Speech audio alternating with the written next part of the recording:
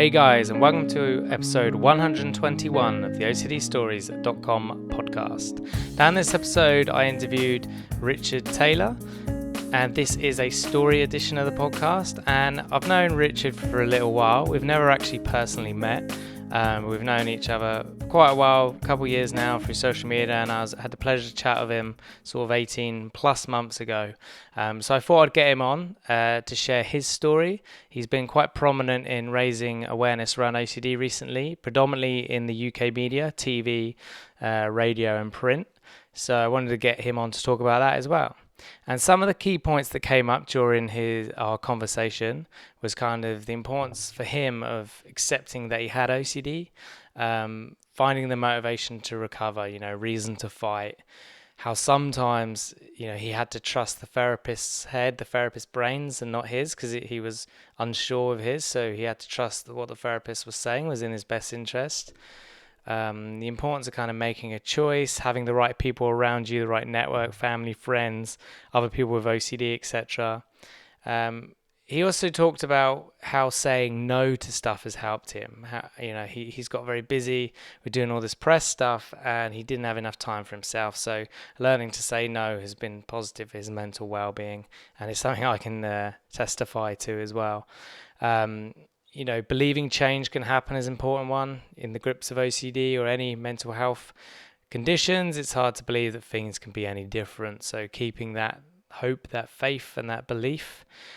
Talking to others with OCD, he mentioned this being quite a crucial one. And, the people that come along to the meetup for the OCD Stories each month in London always say, how impactful it is just to chat with other people. You don't have to describe what OCD is, you don't have to talk about it, they just get it, and there's something unbelievably magical about that. He reverenced something his nan said, and I'm laughing because I love this, which is a quote his nan said to him, which is, "Any time is cuddle time." And he makes reference to the world needs that. It needs that physical interaction, it needs that touch, it needs that loving embrace, and I think that's such a nice way of putting it. And just doing things for the sheer happiness of it, for no other reason, but it makes you smile. I mean, what more do you need? And lastly, we kind of ended on just talking about your problems. Don't bottle it up even. So there you are. Don't forget, if you want to become a member of the OCD Stories to get more episodes than the 4 I do a month, quite a few of you already signed up, so it's great to have you on board, and I hope the content's helping and entertaining you. But if you wanted to get more episodes than you currently do, just head over to the OCDstories.com/join. Without further ado, here is Richard. On the podcast today, I have Richard Taylor, who has kindly agreed to share his OCD story with us. Welcome to the show. Hi Stu, thanks for having me. Yeah, it's good to have you on. I looked on my Skype, and last time we spoke it says over a year ago, but it must be nearly 2 years. Yeah, I think it's a lot longer than that. Yeah. So I'm sure a lot's happened in that time. You've obviously been very busy around mental health campaigning, and we're absolutely going to get to that later on. But it'd be good to get your kind of OCD story or general mental health story. Yeah, cool. So I'll start from the middle, work my way backwards, and then come back to now, because that's how it works in my head. So I was diagnosed at 15 with OCD and depression. I started developing symptoms, behaviours that, to my mind, were completely irrational, weird, freaky. I felt like I was completely on my own, that nobody else thought the way I did, and it started to affect my school. So my dad got brought into school, and because of the weight and the pressure of, being taken away from school and not finishing my GCSEs, I sort of confessed all of these thoughts and fears, got diagnosed, and then started on the sort of small little road to recovery and all that jazz. And on that road, I went through therapy, counselling, private therapy, NHS therapy, tablets, off tablets, to the point where I'm at now, where I'm on SSRIs. I'm happy to be on them. I don't have any stigmas. Obviously, I'd rather not, but it's no problem that I am. And it's a long way from where I was. because the biggest thing that I struggled with for years and years, and it's why OCD is so secretive, was the shame that I had for the real reasons why I acted and behaved and thought the way I did. Yeah. It all started in my childhood, and it was stuff that didn't come to light until I was about 15, 16 in my head. And it just clicked, and I thought, oh, that's why I do this, because I did that. And that was really the start for me. It was acceptance, and it was beginning to see a pattern of behavior and thought that hadn't just randomly started to occur in my life, and I could actually pinpoint beginnings to what was going on. And that really paved the way for me to grow and to challenge myself to, what are my thoughts about this now? How do I look at this from an educated, informed, rational adult perspective? And it really sort of just opened the door to recovery. And thankfully, I'm in a good place mentally. But it hasn't always been that way. Yeah. I went through a really dark period where, for 9 months between the ages of 18 and 20, I spent pretty much the entire time bedbound, reliant totally on my then girlfriend and her family and my dad caring for me. And I lived in this fantasy bubble, this world of just total fear and isolation, and every tiny thing that went wrong in my head meant that I had to stay indoors for another 24 hours. And this just escalated and rolled on. And it was excruciating mentally. I only really see that now looking back, because the only thing that got me out of it was after 9 months, and I lost about 3.5 stone, 4 stone. Wow. And my dad turned around and said to me, shall we just end it together? Because neither of us have got a life here. Yeah. And although I'd thought about taking my own life every day for those 9 months, and the irony is that my OCD stopped me from doing it because it wouldn't let me get out of bed to act on the thoughts. It was my dad talking to me and saying that shook me. And I've described it before. It was like all of the lights came back on. It was like someone had turned the generator on at the bottom of my brain, and everything started waking up and working again. And saving him was my motivation. That was my goal, to get out and make something happen and change my life, really. And here we are today, sort of 5.5 years later. Wow. Yeah, no, that's remarkable. Yeah, I mean, thank you for sharing that. And I've heard that several times, that people have just said it was something like your dad said to you that just shook them at their core. And almost, I don't know, I don't want to say shook the person out of it, but like, yeah, as you said, gave you a motivation, a reason to, would you say to reason to fight, or? Yeah, like the motivation to get better, because to save him, basically. And I think people that aren't informed about mental illness and the depths that you can go to might look at what you and I have just said about sort of like being like sort of shook out of it as such lightly, and they might think we're sort of not taking it as seriously as they think we should. But it really was like that sort of cold bucket of water moment where I just sort of thought, oh God, like this is killing him. This is killing the one person I love more than anyone in the world. And it really was that simple. It was, that moment completely changed both of our lives. Yeah, no, that's amazing. And I mean, I had Adam Shaw on the podcast before, and he said, he was on the verge of, I think he was sitting on a bridge. He was about to, try and end his life, and he had this clarity. The first time in his life, or his adult life, he realized he had sort of peace, because he knew it was coming to an end, and he realized that, wow, I can have peace. There it is possibility. So that kind of gave him the hope to go back and do treatment. And Ethan, again, Ethan's a guy I interviewed recently, and his parents kind of did what your dad did. They basically, the therapist told him to kind of disconnect from Ethan, and kind of say he's refusing treatment, he's not doing it, you need to stop supporting him because he's dead anyway. Which is, it was, a very tough way of saying it, but that saved his life because he had to fend for himself. And when his life got to a point where he couldn't bear it, then he decided to go back to get treatment. Yeah. Tough calls, but sometimes, unfortunately, people get to that point where they need that wake up. Yeah, definitely. I think it is those moments that you overlook and are important at the time, but you don't realize just how important until years later. Yeah. And I think that's the power of life. It is just small, tiny, fragmental moments that completely alter the course of your journey. Absolutely, yeah, I completely agree. So you mentioned several forms of therapy, obviously private and NHS, counselling, and I'm guessing CBT. And I'm guessing because you mentioned all those, they weren't working. So obviously you mentioned medication, which is great, but from a therapy point of view, was there anything that really stuck for you that really helped?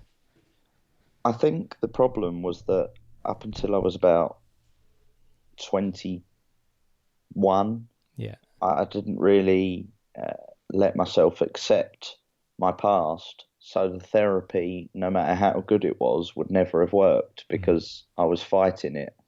And it wasn't until I sort of just sat in the waves of feeling awful and just spoke about it to someone and said, well, this is what I'm scared of. This is what goes on in my head. This is why I feel I have to behave the way I do. Yeah. You know, where do we go from here? And it was that the therapy was great, but I wasn't willing to cooperate with it. And if you won't work with the therapist or the type of therapy that you're given, it will never work. It could be delivered by the best therapist in the world and it wouldn't make the slightest bit of difference. You have to be willing to change your life and accept that, you know, it's like an alcoholic or a drug addict saying no to whatever their vice is for the first time again. And it is that big moment where you sort of put your shield up and say, I'm not going to let you in anymore. And it was so hard for me to accept that and to let that happen. Yeah. But the therapy worked brilliantly after that because I was open to it and I was eager for it. And it was something that definitely helped me. And you mentioned CBT, and there are so many sort of types of therapy now that are coming up all the time, like acceptance and commitment therapy, etc. Yeah. And I think CBT is one of the ones that sticks. And for OCD, for me, ERP, exposure response prevention therapy, was the hardest but most rewarding aspect that I was ever put through. Absolutely. And I've had several therapists on the show, and when I've asked them, what's the difference between someone who recovers much quicker versus someone who doesn't? Obviously, there's many factors, but just generally speaking, and they always say it's when that person comes into the treatment room and they're like, I'll do anything to get past this, to overcome it, to live a better life. He said those people recover quicker.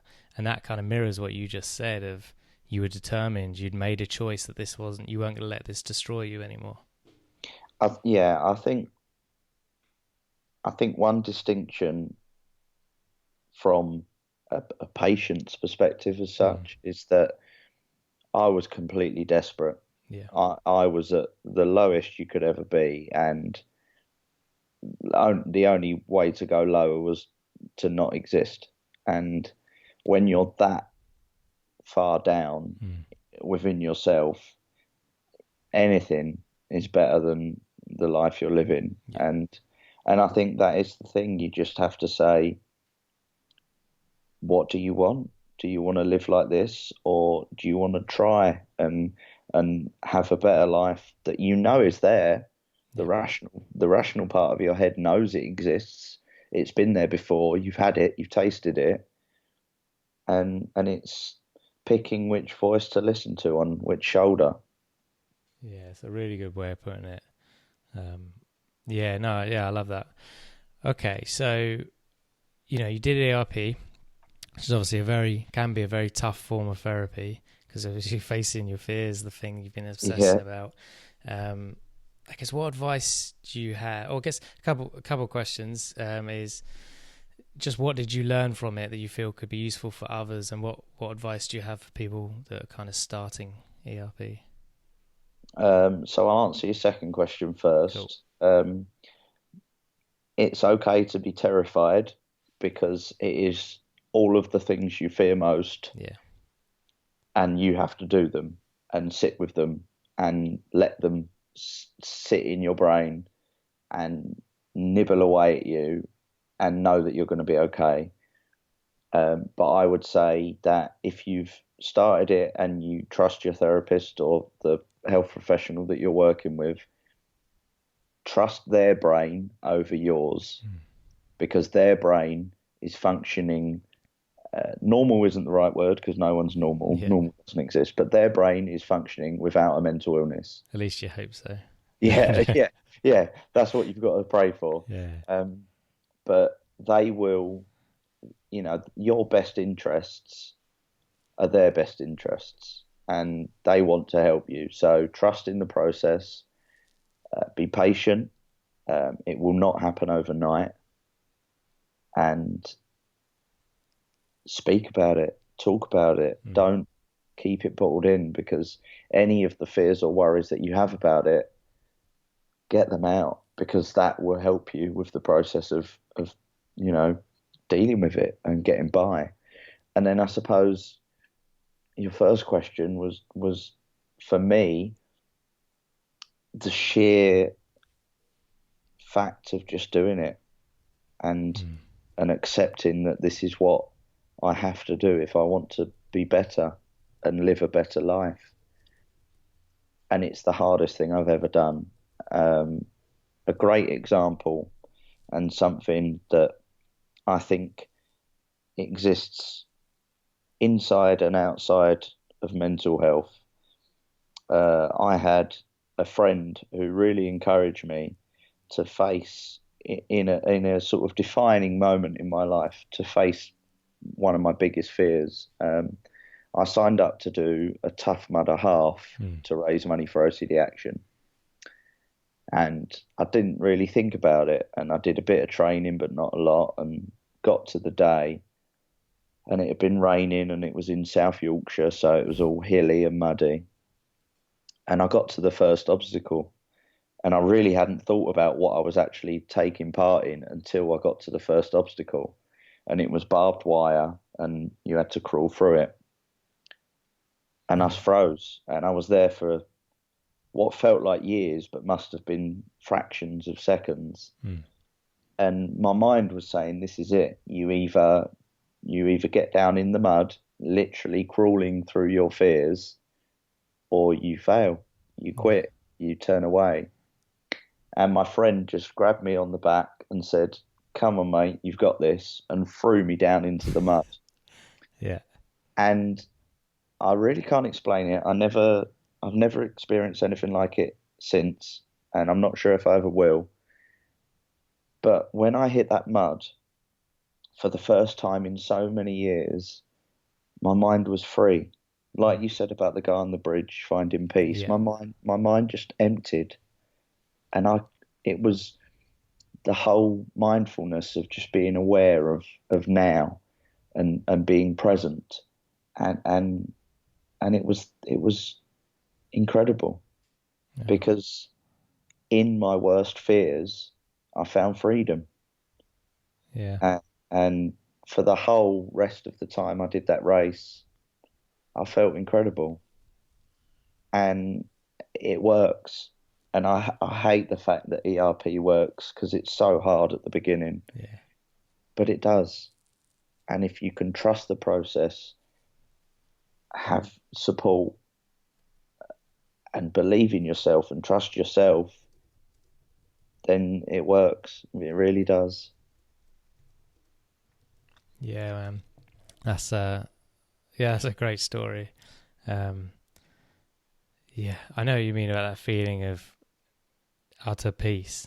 There's glimmers of it in my life sometimes, but it's the bit about just throwing yourself in, and it's kind of just going where that fear is. The brain's not used to it, and when people do it, especially with OCD, yes, it's terrifying, but when you commit, obviously you didn't have a choice there. Your mate, I'm sure you would have done it anyway, but your mate forced you in, which is another good lesson there, is to have good friends and good people around you.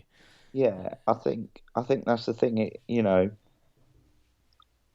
I was ready for it, Yeah, and I was there, and it wasn't putting me into a situation mentally I hadn't thought about being in. But having the right people around you is probably the most important thing, because that transcends any kind of illness. If you're able to draw on the support of family and friends, it'll push you through anything. yeah, absolutely. Okay, so is there been anything else that you've done beyond medication and therapy that you feel have made even the smallest of differences to your mental health, like lifestyle changes, those types of things? Yeah, so I think one of the most important things I've learned is to say no to stuff. Mm. Um, Especially when I started doing media volunteering, campaigning, and awareness raising for mental health, and all that kind of stuff. It was so easy to just say yes to everything, Yeah, because I felt I had to talk to everyone about everything all the time. I had to say yes to writing a blog post. I had to say yes to going on the radio. I had to say yes to being on the telly. And so much of doing that work puts you in a vulnerable position, mm. not by any of the companies that I've worked with, not by any of the charities that have asked me to do things, but by the sheer nature of talking about things that have such a big magnitude in your life. And when you're so open and so vocal, it really, really sort of brings you down. Yeah, Uh, and that was one thing that I'm still learning now. But saying no is so important, and accepting with no judgment on yourself that you have limitations, and that you can't do everything all of the time, and that's perfectly fine. yeah, yeah. Really good lesson. I don't think it's a tough one to learn. I know I'm only just learning it now, and I'm a bit older than you, so kudos to you for getting it in. But yeah, I think it's important, because I think although, campaigning, as you say, I'm sure is very meaningful to you and adds a massive value to your life, but also that if you're busy doing that or something else constantly, you're not doing other things you enjoy, maybe going to the cinema. I saw you watch The Avengers, Yeah. or The Quiet Place. That was horrifying. Oh, that was, yeah, jumpy, wasn't it? Yeah, exactly. Or like, whether it's watching football, playing football, whatever it is, when you stop doing those things, no matter how, because I found this with the podcast, it's meaningful to me. I love doing it. But if I do it too much, even that starts to affect me. If I stop doing other things that fill me up, like going to the gym or hanging out with friends or whatever it Yeah. is. I think again, that comes back to the importance of family or friends, because that's been pointed out to me on many occasions where, for me, I know you sort of love a Netflix binge, but Yeah. I think my biggest vice as such would be playing video games online. Okay. Yeah. And I notice it when my friends go, "Oh, you've not been on for 2 weeks," and Mm. that's the jog for me of, right, I need to put some me time in, and do some things just for myself, Yeah. just for my enjoyment, that has no weight, no real meaning as such. Just it makes me happy and I enjoy it. Absolutely. There's no higher purpose than that. Well, maybe there is, but That's for people far more intelligent than us to talk about. yeah. Okay, so You may have answered this already, but I'll ask it anyway.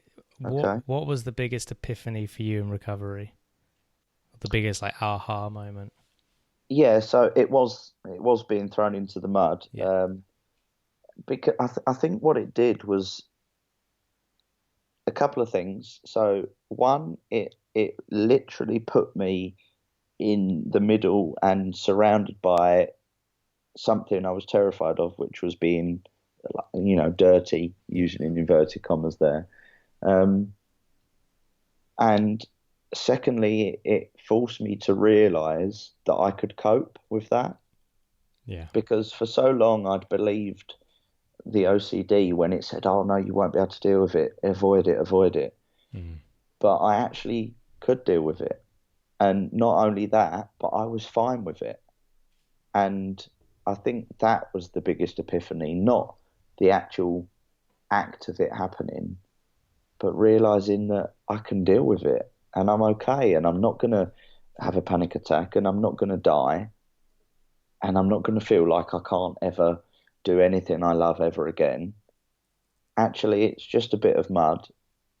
Actually, it doesn't make me think any differently of myself or anything I've done in the past, and it's fine.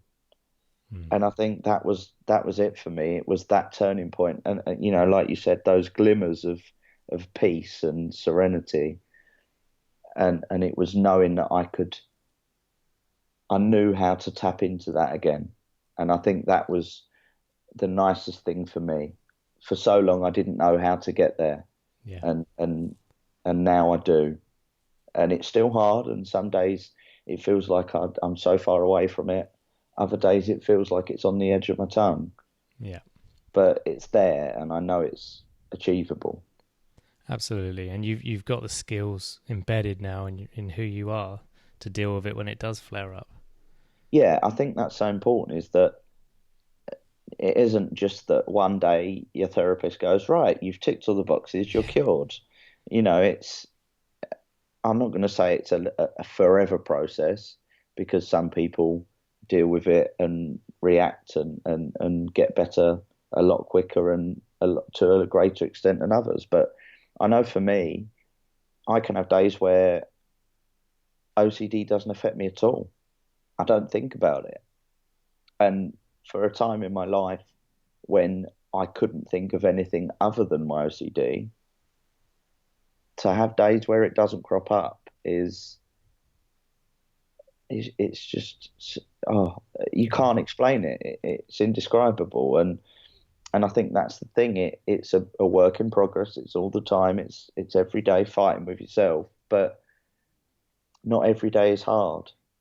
And I think that's the thing. It isn't just something that goes away overnight, but it is something that you can uh, learn to manage, control, live with, however you want to put it, so that you can enjoy your life, and that becomes a small part of you, not everything you are. Yeah. Yeah, absolutely. Good point. Okay, then. So, kind of similar question is, what was the biggest roadblock in your treatment, and how did you overcome it? I think the hardest thing was not accepting where it was all coming from. Yeah. Um, for so many years, I just refused to go there in my head, and it was really hard, because then nothing worked.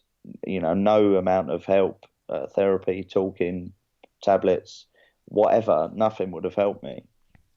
And I, I hate to say, oh, when I accepted myself and overcame Yeah. myself, that was it. But that was it. It was okay. So some stuff happened. Mm. You were young. You didn't really understand or appreciate the context of what was happening, but that's okay, because actually, when you've spoken about it now, that's a normal experience for an awful lot of people, and it's not something that is incredibly rare, and you're not on your own. And had I known that at 15, Yeah. I don't know where I'd be now, but I know I certainly wouldn't have gone through 6 years of absolute hell. And I think that's the biggest thing. It was the mental equivalent of diving into the mud. It was diving right back into the brain of Christ. Is this is the beginning. This is where it's all coming from. And when I sort of smashed through that wall, that was it. I was on the way. Nothing would stop me. Yeah, no, that's a really good point. And you mentioned people with alcohol problems earlier, and I'm pretty sure that in Alcoholics Anonymous, the first step is acceptance. Yeah. So, yeah, And it is that old trope, that old cliche of just, okay, that's what it was. yeah, It is what c'est la vie and all that sort of stuff, and que sera, sera, and mm, that's it. That's what it was. It happened, and I can't change it, yeah, but I can change how I react to it now. brilliant, yeah.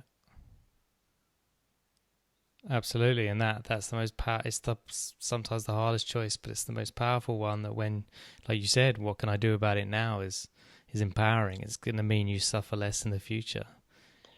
Yeah, I think that's a really good point because I think all too often we think, well, it's happened now, and this is how I feel, so I can't change it. When in reality, you can, Mm. because how you think now isn't how you thought yesterday. Yeah, We think differently every day of our lives, and it's changing and this gets said a lot in therapy circles and self-help books and stuff, but it's changing your core beliefs yeah, about yourself, about situations that have happened to you, about how you view the world.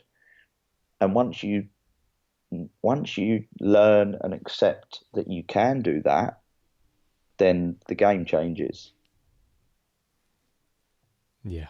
Absolutely, yeah. Well, yeah. If change wasn't possible, therapy wouldn't work. Yeah, Um, definitely. yeah, I mean that's the key thing to remember is, obviously in the private countries like America or Canada, I think Canada's private. All these people making money from treatment wouldn't have jobs if it didn't work. The NHS wouldn't exist, the mental health part of it anyway, if it didn't work. It Yeah. obviously does work to some degree, and the medication side of things. And I think it's I important to remember that change does happen. yeah, I think that's the thing. You know, for some brevity, I knew the word shrink Mm. when I was a kid, before I'd even experienced any form of struggles with my mental health, so it wouldn't be such a popular, commonly used sort of sitcom trope Yeah, if it wasn't working. And that's the thing, it does work. And the people that say therapy doesn't work are usually, not always, the ones that haven't accepted themselves and what's happened in their lives. And I think that's it. When you do that, mm. everything changes. Absolutely. And there's, like you said, some people do say that, and there's absolutely, that's 100% one of the points. I think another one that comes up is maybe you've just found the wrong therapist for you, because we know that the therapeutic alliance in speech marks is like 1/3 of the effectiveness of treatment is whether you like your therapist and your therapist likes you. Yeah. So maybe you just haven't found the right one. Maybe they're not experienced enough in OCD. There's a million factors. But yeah, I And agree. Go on. and I think, well, no, like a way for people that aren't familiar with mental health problems to sort of visualize this Mm. with the whole sort of therapeutic alliance thing is, if you're going for a driving lesson and you don't get along with your driving instructor, you wouldn't sit through however many hours it took to pass your test if you just couldn't get along and you couldn't work with each other. So I don't think people realize that it's the same when you get a therapist. Not always you're going to be in a position to change quickly, or it Yeah. might be private or NHS, and you might have to just accept what you're given as such. But more often than not, if it's not working but you're open to it, then it might be the therapist that you're just struggling to connect with or open up to, because it's everything that you're scared of. and you're telling someone and trusting that not only will they listen to it without judging you, but they'll be able to help you figure out a way to help yourself. And I think that's what's so important to remember. Yeah, that trust is absolutely important. Yeah, good point. Okay, so next question. I always lose my place on these questions. Okay. That's all right. So let's say someone's come to you, they've inspired by your speech you did at the OCD Action Conference, and they're just starting their recovery and they want to know your advice. What would you tell them? Keep doing it every day, whatever you're doing, to keep yourself well. Know that it's okay to have bad days, and there are going to be bad days, and there are going to be bad weeks and bad months, and that's just part of life, with or without a mental illness. Again, saying no is okay. You don't have to do everything all of the time. However, that's not to be confused with saying no because you can't be bothered or you're a little bit unsure. Yeah. Do push yourself, because the work doesn't happen if you don't want it to. And when you're, eager to get better, it's easier to get better.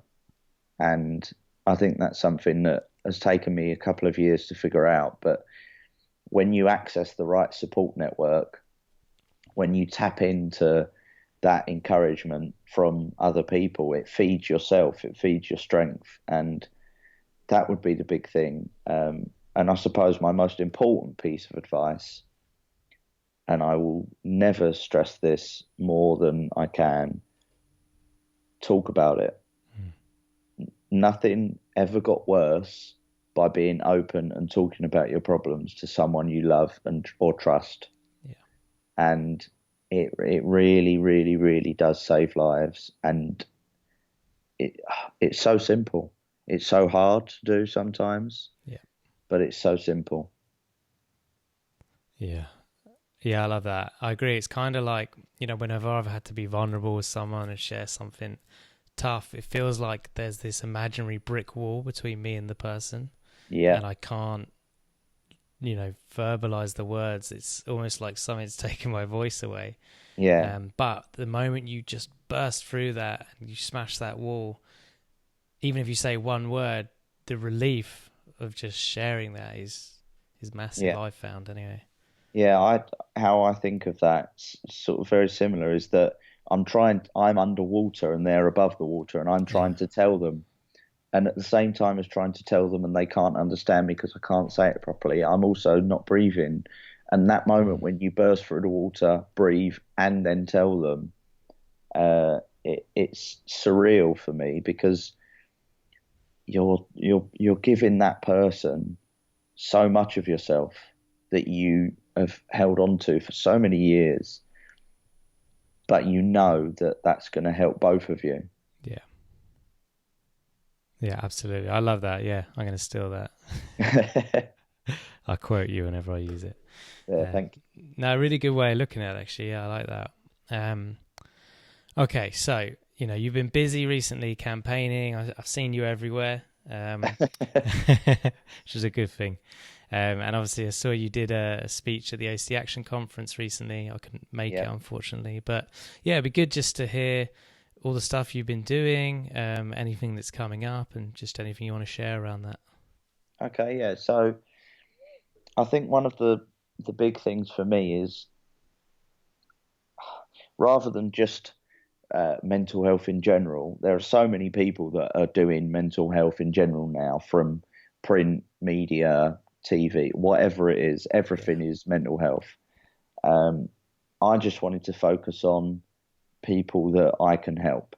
And my way of doing that is campaigns that are targeted, that are focused, and that I believe in. I've got to do something that I feel is coming from the right place, which is why the work I do with OCD Action is so important to me. I'm coming up to the end of my year as chair for the Youth Advisory Panel, which has been, extended for 6 months due to circumstances within the charity, but has been the most incredible 18 months of my life. working with people that are so passionate, so dedicated, so willing to drop everything and help you if you need it. But to also see the change from 5 years ago when I started doing media volunteer work to how it is now, and the change in myself as well as media companies. So I remember my first ever media thing that I ever did was for BBC Radio Lancashire. I think it was December 2012 or 13. I can't think, the years kind of blur a bit. And I was terrified. Yeah. And I was sat in the radio studio shaking. I was really nervous. And a couple of weeks ago, I was in BBC's new broadcasting house doing a video for BBC Three about self-harm and the myths and misconceptions around self-harm. And I'm sat in front of a camera. I've got studio lights on me, and I'm chatting away as if I'm just having a conversation. Yeah.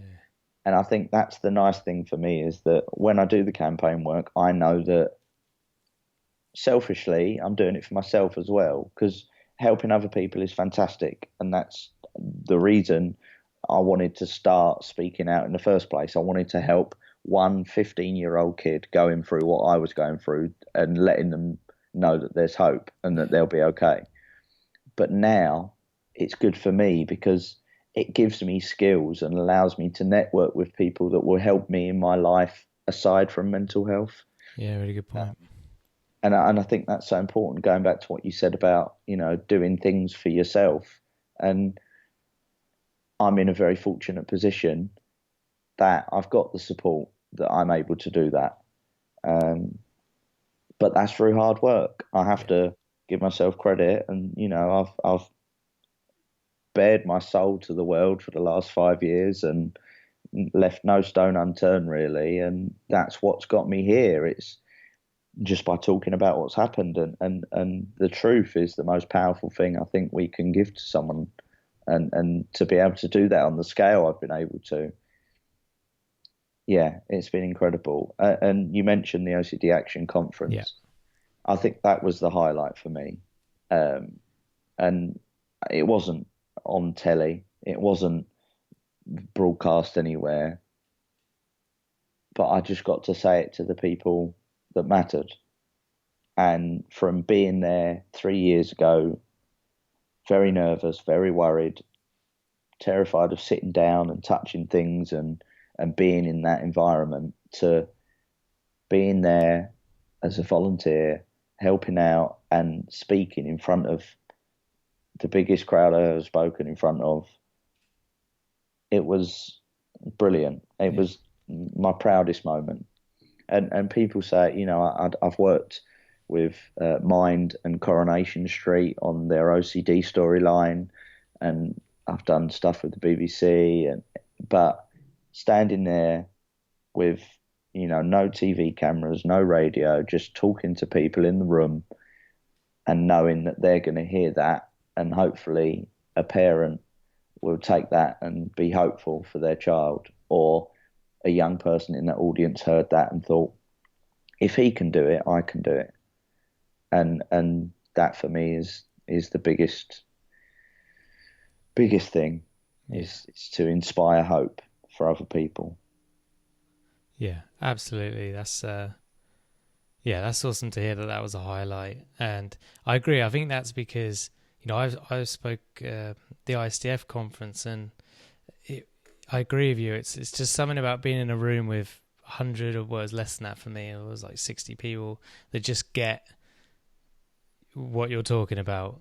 There's no explaining it like you do with mass media. Maybe people just get it, and it's something you can be more real, I think, with those people. Well, I think you can tap into stuff that, you don't have to explain why you know what you're talking about. Yeah. Because like you said, everyone in the room's been through it. Yeah. Whether it's themselves or someone they love. And I think that was the thing for me. If someone's listening to this and they're really struggling, please, please, please get in touch with OCD Action or a support group near you, or the helpline or the email helpline. Reach out, because you don't have to go through it alone. And when you talk to people that get it, it makes the world of difference. Yeah, absolutely. I agree that, just talking to people that get it is so massive. And I always say this, if there's no support groups in your area or your country, be the change you want to see and start one. Assuming fantastic advice. Because if we all did that, there'd be you couldn't move 10 meters without hitting an OCD support group. And obviously not everyone's in the right frame of mind at the minute to set it up. Maybe they're struggling too hard at this point, but not everyone is. Some people are able right now, that they're not as bad as they were. So then now's the time to be that change and set one up for yourself and for others. Or even I would go so far as to say, contact OCD Action and say, look, I don't feel like I could do it right now, but I'd really love one to be here. And then OCD Action might be able to say to that area, well, look, would anyone be comfortable doing it? And you never know. That's the thing. It's the wonderful power of technology when it's used for good, is that you can reach out to people that you would never be able to impact before. Yeah, no, that's a really good piece of advice. And absolutely, I see people use the internet really well for connecting with others with OCD. Maybe a little bit too much reassurance seeking in some Facebook support groups, but no, technology is great. Okay, cool. So, do you have you can list a couple of things if you want, but favorite resource, like book, video, etc.?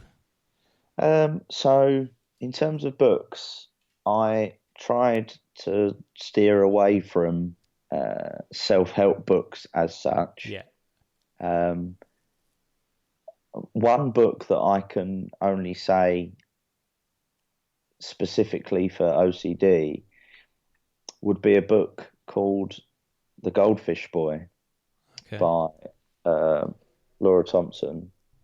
And it's a children's book, but I can't remember the last time I cried at a book because the character resonated so much with me.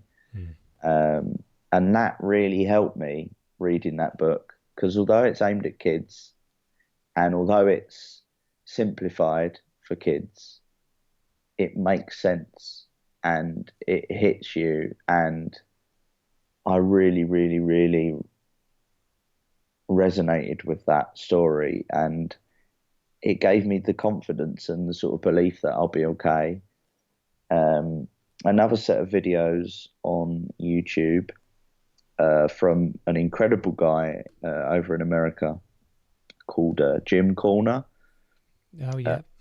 He is amazing. I feel fortunate enough that I'm able to call him a friend, and his videos kind of were the only ones on YouTube that made me sort of sit up and go, oh, actually, this guy makes a bit of sense here. I might watch the next one.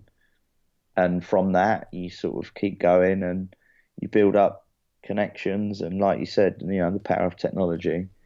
But the OCD Action website and support network, I've rung the OCD Action helpline many a time and spoken to various staff members, and they're always fantastic. So, I don't want anyone to ever think there's nothing out there, because there's so much that they can tap into.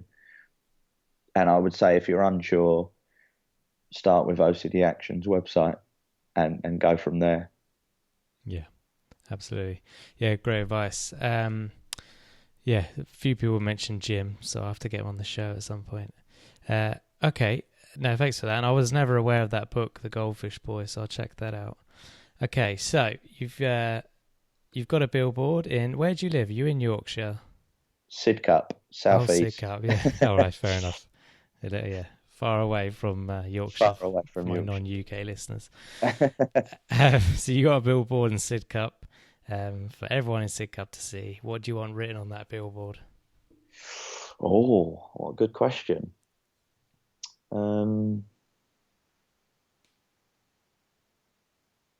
Oh, It's the hardest question. yeah.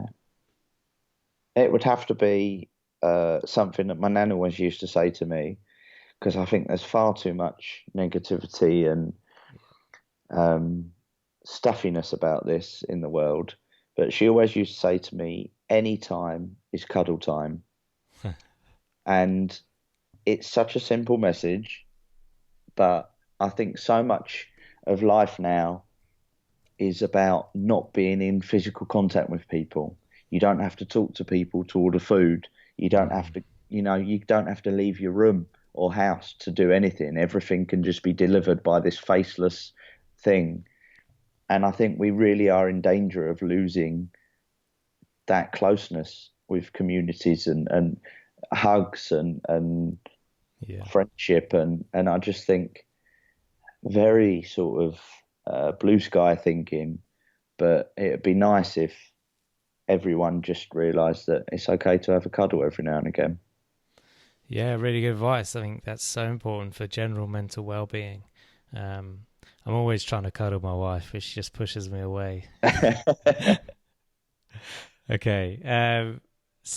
This question, I'll say I've changed the wording on it, but just what advice do you have generally for people who want to live kind of a good life or a meaningful life? uh, Keep doing things that make you happy, that are just for the sheer happiness and enjoyment in life, Mm. because it's not selfish. It's something that you need to do to keep you sane. Yeah, Talk about problems that you have and don't bottle them up, because it's a lot less scary than you think it is. And people aren't going to run away and call you a weirdo. More often than not, they'll put an arm around your shoulder and tell you it's going to be okay.